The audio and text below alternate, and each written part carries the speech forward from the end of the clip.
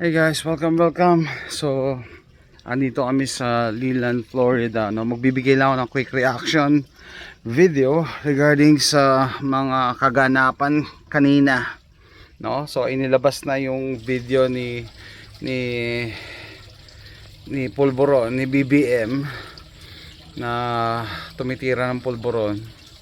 Okay? So, bombshell 'yon, no. Medyo malaking bagay 'yon. Ito naman sabi ko, no? Nagulat pa ba kayo? Nagulat kayo? Sino ba nagulat? I mean, matagal na usap-usapan yan eh. And lalo-lalo na nung bago pa mag-eleksyon. So probably yung nakuha yung video na yan nung senador pa si BBM. Yun ang hula ko, senador pa. No? And then may usap-usapan na yan nung mag-eleksyon. And siguro usap-usapan lang yan. Kaso may mga tinatawag na telltale signs si BBM. May telltale signs. Ano yan? Yung nagagano siya, mga involuntary movement ng ano niya, ng bibig niya. Kaya nga tinatawag na boy ngiwi. Kaya nga tinatawag siya boy ngiwi, pulburon. Yun, no? And dati pa yan si Maharlika, nagpaparinig na yan dahil ginigipit daw siya ng mga Marcos. Ilalabas daw niya yung ebidensya, nabigyan siya ng copy. Okay, so ang story niyan, PIDEA ang kumuha ng video niyan, PIDEA, and then they kept it, tinago nila yung video, no? Parang ilalabas lang nila sa tama. Hindi natin alam kung ano yung intention nila, pero ang usap-usapan nun is parang natimbrihan na sila na yan, gumagamit nga si BBM, pero dahil big time personality, no, hindi nila basta mailabas, no? Ilalabas nila sa tamang pagkakataon.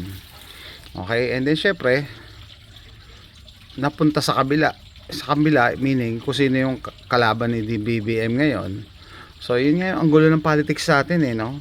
Dati magkakasama, dati magkakaibigan, ngayon nagkakaanohan na, naglalabasan ng baho. Kaya sabi ko, na-surprise pa ba kayo? Dati na yung usap-usapan eh, boy pulburan eh. So, eto, lumabas yung video. Meron pa rin hindi naniniwala. Kasi ano daw, malabo. Hindi daw clear copy. Hindi raw, baka naghanap kayo ng 4K video. And, alam nyo, in-expect ko na yan eh. Kahit ibigay mo yung 4K video, meron pa rin dyan magko-comment. Ba't hindi naman natin masabi kung siya talaga yan? Dahil hindi naman niya sinabi yung pangalan niya. Alam niyo yung mga ganon, baka nag-iintay kayo ng confession video talaga na 4K, tapos ako po si BBM, ako po, di ba? Yung ganon ba? The thing is, kaya malabo yung kuha niya kasi hidden camera yung ginamit nila eh. So, ganon nga, no? Pumapasok sa isip ko talaga yung kasabihan na yun, ano eh, to a believer, no proof is necessary. To a non-believer, no proof will suffice. Kahit anong pruweba, kung talagang hindi ka maniwala, wala talaga, no? Wala, mayroon ka pa rin maiisip. Example yan yung pamangkin ko eh. Bago ang lahat, alam niyo, pamilya namin, ano ako eh, half Ilocano, half Bisaya ako eh.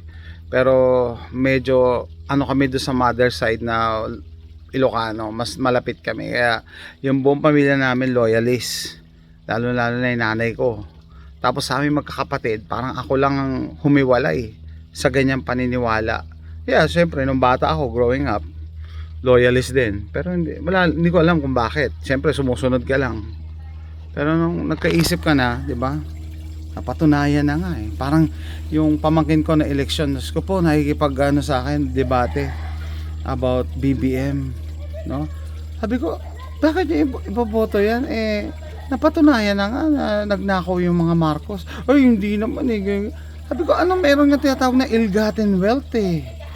Diba, meron na nga account sa Switzerland eh. Ay, hindi alam ko talaga, mayaman mga daw Marcos. Madami daw ginto. Saan galing yung ginto nila? Meron ba silang minahan ng ginto? Alam niyo yun, yung kahit na i-present mo yung facts, meron silang baluktot na reasoning. Kaya, ako hindi, sorry sa mga bulag na loyalist pa rin, no? na hindi nyo nakikita yung mali. I'm sorry, hindi ko kayo kinukumbinse eh. Present ko lang yung side ko. Okay, it's up to you. Kung hindi nyo gusto yung naririnig nyo, then just scroll along. Pero ito yung observation ko coming from a person outside, na hindi ako kabila kasi ito yung observation, ito yung nangyayari sa Pilipinas. Kailangan marinig nyo minsan yung neutral na boses. Okay, so yan napatunayan na nga na corrupt yung mga Marcos, diktador. So hindi nyo pwedeng ikaila yun.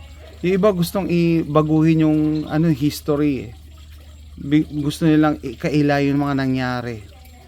Meron pa nga akong kakilala ko talaga sabi ba naman hindi naman masama yung martial law.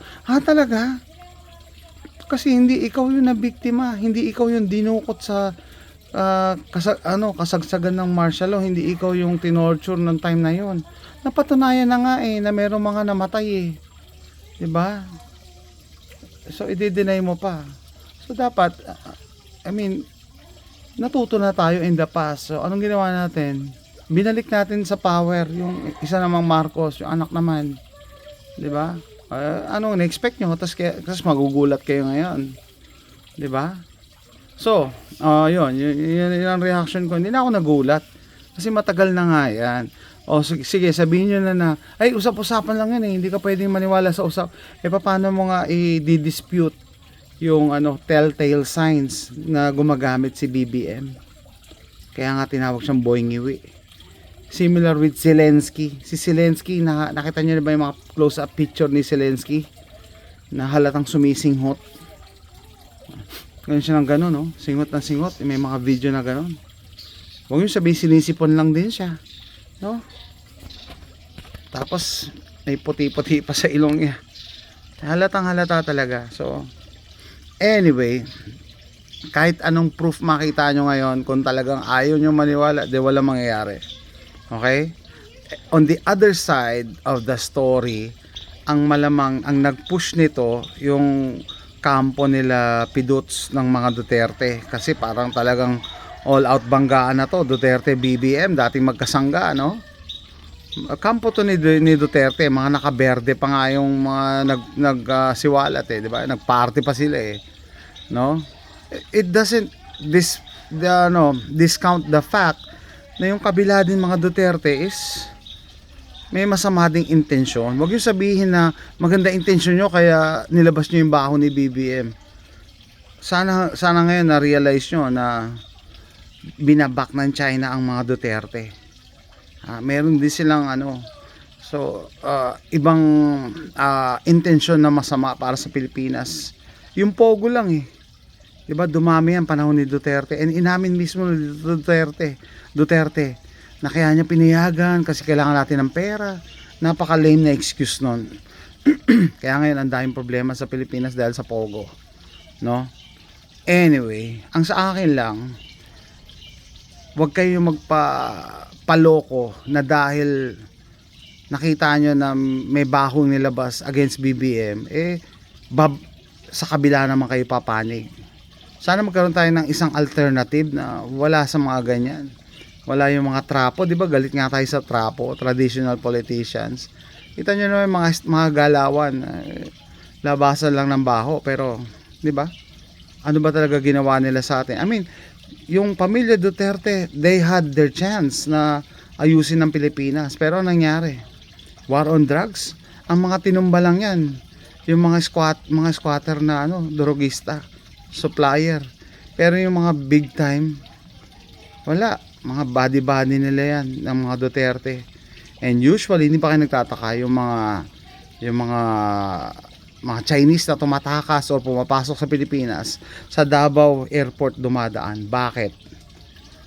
Diba? I think nung nakaraan nagkaroon pa ng kontrobersya sa Davao, nakailang palit sila ng police, diba? Kasi gusto nilang tanggalan ng impluwensya ang mga Duterte sa mga police. Kaya parang umalma na yung mga Duterte. Sige, lalabas na namin yung alas namin sa'yo. Ngayon, parang wait and see tayo. Tingnan natin kung ano magiging response ni BBM dito. Either i-deny niya or wag niyang papansinin. And kayo lang no, as a uh, voter, no? Yun lang yung pagkakataon na bumabalik sa atin yung power sa mamamayan, yung pagkabotohan na. So use wisely yung boto nyo, huwag kayong magpapadala sa mga ganyang propaganda. Hindi ko naman sinasabing huwag yung pansinin yung video about BBM, no? Ito, sabi ko, alam na yan dati pa eh. At kung hindi ka naniniwala sa video, yung mga footage ni BBM, yung mga mannerisms niya, yan yung tawag na telltale signs na gumagamit talaga siya. Gumagamit siya ganyan, no? Hindi yan makontrol yan. Natatawa siya mag-isa. Yun yan. Kasi alam nyo, di pagka yung mga nasa medical field, may tinatawag na clinical eye, na makita mo pala yung isang tao, alam mo na there's something wrong with this person, no? Mas observant kasi may may tawag na may skill ng assessment kasi yung mga nasa medical field. Anyway, yun lang, be observant and huwag kayo magpadala sa mga ganyan. Circus na naman ng politics ng Pilipinas, batuhan ng dumi. So ano expect natin? Gaganti itong si BBM, malamang maglalabas din ang baho ng mga Duterte. Diyos ko po, expect nyo yan. Yan ang yan ang gagawin nila. Ang sa huli, ang talo niyan, yung Pilipinas, mamamayang Pilipinas pa rin ang talo. Kasi wala tayong mapagpilian, wala tayong choices na matino eh. 'Di ba? Please tell me na hindi kayo naniniwala din sa mga Duterte, ha. Please lang. Halatang halata na yung China na nasa likod nila eh. Okay? And syempre si BBM, gusto niyo ba presidenta niyo? Adik. Ganun lang eh, wala eh. So at the end of the day, pag dumating na uli yung susunod na eleksyon, ang talagang option lang natin is the lesser evil. Hindi ko alam kung sino, hindi pa natin alam kung sino ang mga kakandidato, pero yun lang talaga, lesser evil. Wala naman talagang malinis sa kanila, pero yung pinaka less evil na lang ang pipiliin. 'Di ba? Kung maswerte tayo, kung meron tayong pagkakataong pumili ng ganon. Kasi minsan no choice eh. Yun lang kasi mainit ngayon ang internet regarding sa revelation against BBM.